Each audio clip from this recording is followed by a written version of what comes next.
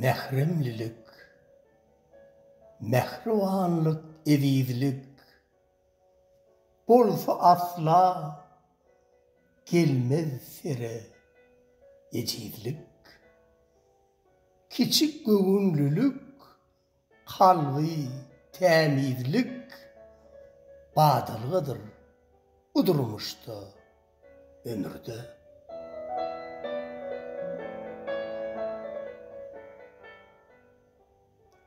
Kanatsız, kuş kimin arzusuz adam, hoş sözü mätäçdir, yakin hem yadam, seninle bolonna govudur zadım, hey köp bolsa sancıdır, mıdam böwürde.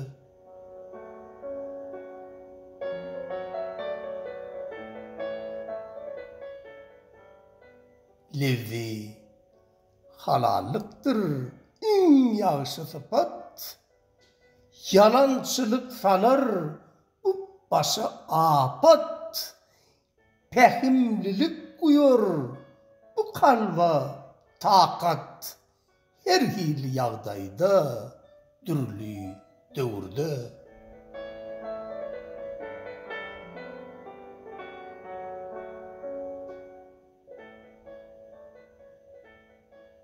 Din jahandarlar, anamın yetse, näçe aýtsaň aňmaz, sözüňi keçe, yürek aram tapar, arzuny yetse, begenç guwunç ornap, hergiz köňülle.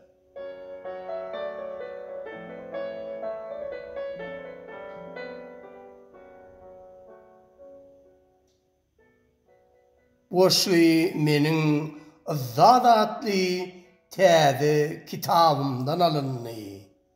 Goşyny awtor okady. Köp sag bolun.